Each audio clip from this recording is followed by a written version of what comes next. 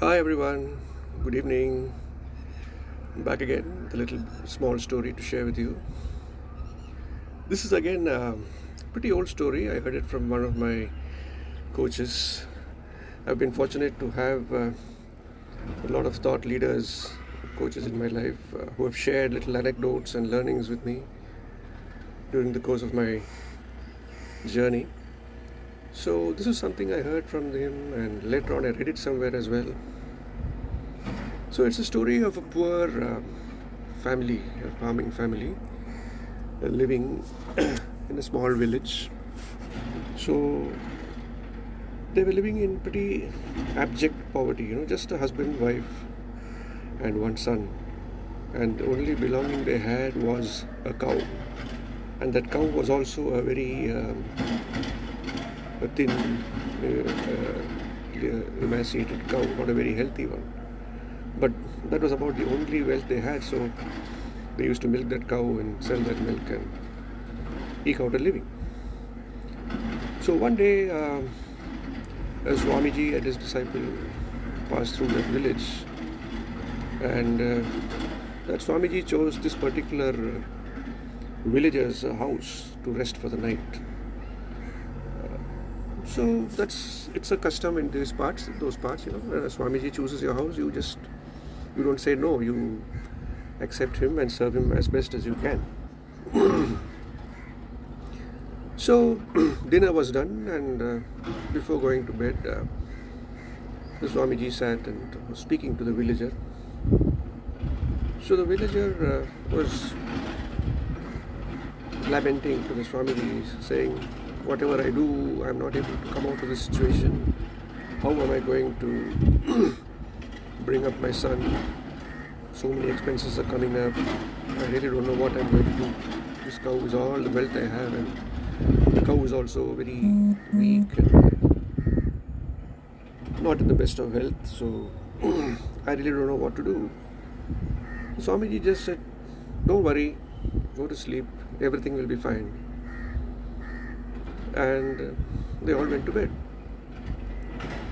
Now the Swamiji and his disciple lay on the veranda outside the house. Typically, in all village houses, you will find a small covered veranda where guests can spend the night.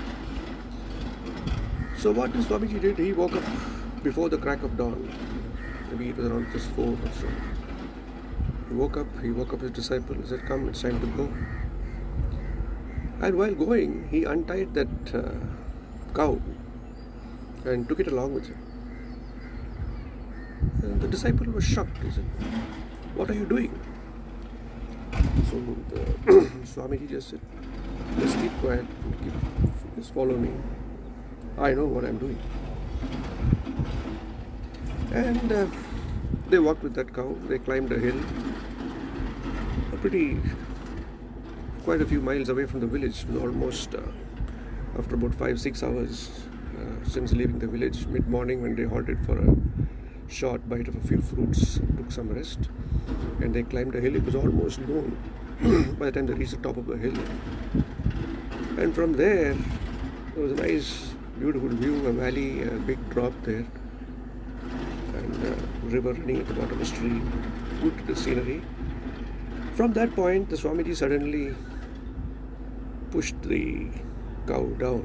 The cow was weak, so it didn't take much effort. And the least thing it expected was for somebody to push it down. So it fell and it died. This shocked the disciple even more. The Swamiji actually killing a cow? This is unheard of. But the Swamiji just looked at him before he could even ask a question. He just said, "I know what I'm doing." So they went ahead. They were actually going to spend a few months in the Himalayas doing some meditation and penance and all that. So they stayed there, and it was almost a year later when they came back and passed the same village on the way back to their home village, which was down south. So they reached that village, and they went to the same house, to spend the night. And the villager opened the door and he saw the Swamiji, and immediately he fell at his feet and said, "Oh Swamiji, I'm so glad to see you. I don't know how to thank you. Thank you, thank you, thank you. You have brought good fortune in my life. The day the ones you came and went, came to my house and left, thereafter I've seen only prosperity." So the disciple was watching astonished. As far as he knew, they had removed the only sustenance that this family had, and here was this farmer saying, "I became more prosperous after you left," the villager. So Swamiji lifted up the villager and said, "Okay, I'm very glad that you're doing well. So now tell me what happened." So the villager said, "Okay, the day you left in the morning, we saw that, our cow was missing." See, the villager doesn't know that the Swamiji took the cow. As far as he knew, the cow just went missing. So our cow was missing. We had been taking care of that cow because that was handed down to me by my father. And I just could not let it go. I had to look after it, and even though it was so weak, so we were so worried about it and all that. Now the cow was gone, and suddenly I had nothing else to do. So I started taking greater care of our family. So I found a good trade. I found a good item which I could, buy and sell from the neighboring village. I started a cloth business. The people in this village need cloth, and I was able to procure it from there and sell it here at a good profit, reasonable profit. Soon it became a bigger business. I started getting orders from other villages nearby, and my business has simply grown. So we have now become very prosperous, and I'm not at all worried about the future. I don't know what happened. Just by your setting foot in my house and leaving, my entire future has changed since that day. So Swamiji said, "Well, I'm very glad for you. You do it this way. All the best to you. And I'm sure now you can educate your son well, and he has now got a business to take over when he's ready. So I'm very happy. And God bless you." And he left. So the disciple asked Swamiji, "Wow, what exactly happened there? I didn't understand anything about it." So the Swamiji said, "You see, that villager was hanging on to some past burden and refusing to let it go. He thought it was his duty to carry that burden all his life. As human beings, we will all have burdens, some of which we have to carry for a very long time, some of which we'll carry for a short time. But there comes a time when we have to cast those burdens aside and move forward. And we should be aware of the situation. We should know when to let go. You can't always carry around all the burdens of your past life with you. You will never be able to progress." So that was what this villager was suffering from. He was carrying a burden which he really could not bear anymore, and which he really did not need to carry. It had become an unviable, unnecessary burden.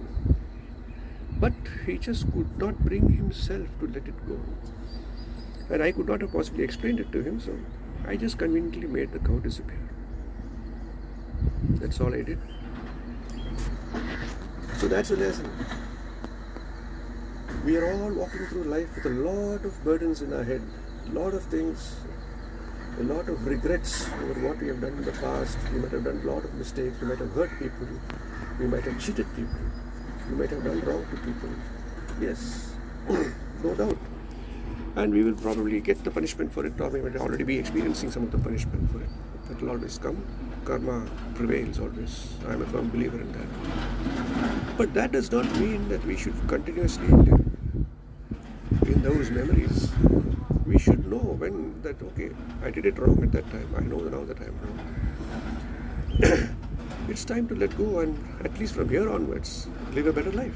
If we have been doing something unethical or wrong, once we realize it, the way forward is to abandon those ways, not just lie around wallowing in self-pity. Oh, I've been like this my whole life.